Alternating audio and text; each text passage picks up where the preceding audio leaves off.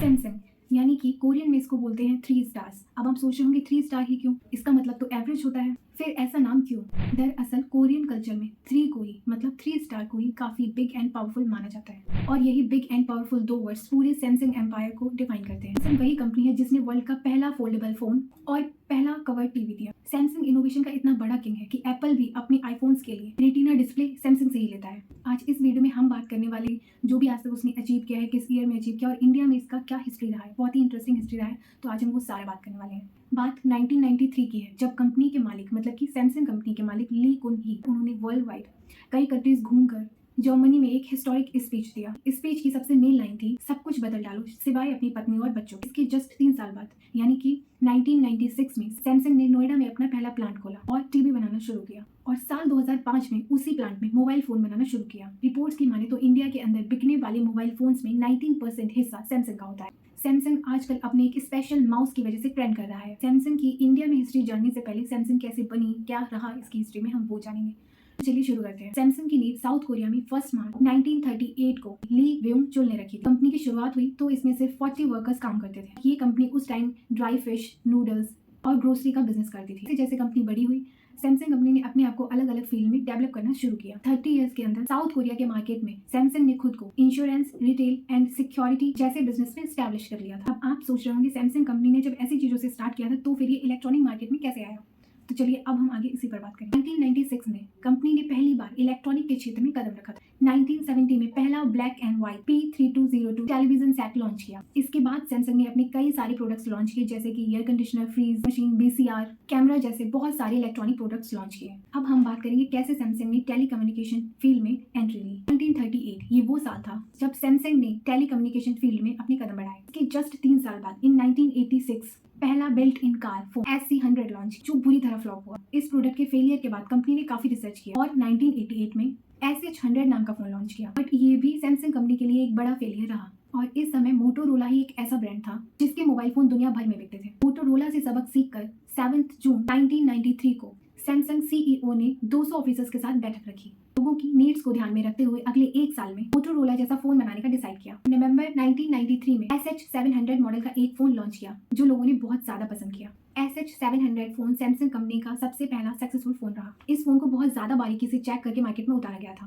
Market में उतारने के बाद कर्मचारियों को जितनी भी ज्यादा कमियां नजर आई फोनों में, उन सभी फोनों को वर्कर्स के सामने ही जला दिया गया था। ऐसा इसलिए किया गया जिससे उन सभी वर्कर्स को एक मैसेज मिले कि कोई भी कमी टॉलरेट नहीं की जाएगी। और इसके कुछ दिन बाद SH700 में कुछ चेंजेस करके अक्टूबर 1994 को एक अपग्रेडेड वर्जन SH770 को लॉन्च किया गया। और इस फोन के लॉन्च होने के बाद सैमसंग कंपनी एक सक्सेसफुल मोबाइल फोन कंपनी के रूप में स्टैब्लिश हुई। अब हम देखेंगे कैसे कंपनी ने इंडिया के अंदर एंट्री ली। 1996 से 1998 तक सैमसंग कंपनी ने CDMA यानी कि को डिवीजन मल्टीपल एक्सेस की ओर अपने कदम बढ़ा लिए थे। सैमसंग अपनी अच्छी सर्विसेज की वजह से दुनिया भर में बहुत ज्यादा फेमस रहा। उस टाइम CDMA के मार्केट में सैमसंग ने 57% पर अपना कब्जा कर रखा था। ईयर 2000 में सैमसंग दुनिया की एक बड़ी कंपनियों में से एक बन चुकी थी। वैसे तो इंडिया में सैमसंग की जो जर्नी है वो 1995 में ही शुरू हो गई। सैमसंग कंपनी ने इंडिया के अंदर अपना पहला फोन 2004 में लॉन्च किया था। हालांकि उस टाइम पर सैमसंग का इंडियन मार्केट में टिका रहना काफी मुश्किल था। उस टाइम इंडियन मार्केट पर नोकिया ने ऑलरेडी अपना दबदबा बना रखा था, बट अपने स्टाइलिश एंड दमदार फोन की वजह से सैमसंग ने इंडियन मार्केट में अपनी जगह बनाना शुरू कर दी थी। इंडियन मार्केट में सैमसंग का स्टार्टिंग टाइम कुछ अच्छा नहीं था, लेकिन 2010 में जब सैमसंग ने अपना गैलेक्सी S फोन लॉन्च किया तो इस फोन को इंडिया ही नहीं वर्ल्ड वाइड पसंद किया गया। यह फोन दुनिया के सबसे ज्यादा पसंदीदा और सबसे ज्यादा बिकने वाले फोन की लिस्ट में शामिल हो गया। फिर 2011 में आई गैलेक्सी नोट की वजह से सैमसंग सबसे ज्यादा मोस्ट सक्सेसफुल कंपनीज में आने लगा और फिर सैमसंग ने कभी पीछे मुड़कर नहीं देखा और देखते ही देखते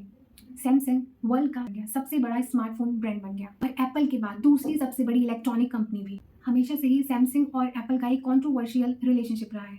लाइक कभी ये फ्रेंड्स होते हैं, कभी एनिमीज होते हैं। तो अब हम उसी रिलेशनशिप के बारे में बात करें। सैमसंग और एप्पल के साथ आने की कहानी 1983 से शुरू हुई थी। 1983 में स्टीव जॉब्स ने टैबलेट कंप्यूटर में लगने वाली डिस्प्ले और मेमोरी चिप्स की तलाश में सैमसंग का दौरा किया। इस मीटिंग के बाद सैमसंग ने एप्पल को डिस्प्ले और चिप्स बनाकर देना शुरू किया। इन सभी डिस्प्ले और चिप्स का यूज एप्पल ने आईफोन और आईपैड्स में किया। 2 डिकेड्स तक एप्पल और सैमसंग ने मिलकर काम किया, लेकिन 2011 में दोनों में पेटेंट को लेकर लड़ाई शुरू हो गई। एप्पल ने दावा किया कि सैमसंग ने आईफोन की नकल की है। इस सब को लेकर एक लंबे टाइम तक मुकदमा और सुनवाई चला और फिर फाइनली इस सब का एंड 2018 में हुआ। जिसमें सैमसंग ने एप्पल को 4,000 करोड़ रुपए दिए। वैसे तो आज भी दोनों कंपनियों के बीच सुनवाई और मुकदमे जैसे सिलसिले जारी हैं और बाकी दुनिया इन दोनों कंपनीज को फ्रेंड एनिमीज के नाम से संबोधित करती है। मतलब ये दोनों दोस्त भी हैं और ये दोनों दुश्मन भी हैं। और फिर एक टाइम ऐसा आया जब सैमसंग की एक फोन को, एक मॉडल को फ्लाइट्स में ले जाने पर बैन लगा दिया गया। 2016 में सैमसंग गैलेक्सी नोट 7 स्मार्टफोन में ब्लास्ट के कई मामले सामने आए। इसके साथ साथ ही फोन में ओवर हीटिंग की समस्या भी सामने आ रही। इस सबको देखते हुए सैमसंग कंपनी ने अपने इस मॉडल के सारे फोन्स को वापस मंगवाया और जब उनको ये पता चला कि ब्लास्ट और ओवर हीटिंग की समस्या खत्म नहीं होगी तो सैमसंग कंपनी ने ये मॉडल फोन्स का हमेशा के लिए बंद कर दिया। सैमसंग गैलेक्सी नोट 7 का एक ब्लास्ट का किस्सा एयरपोर्ट पर हुआ और इस ब्लास्ट के मामले के बाद सैमसंग कंपनी के इस मॉडल को, जो कि है सैमसंग गैलेक्सी नोट 7, फ्लाइट्स में ले जाने पर बैन लगा दिया गया।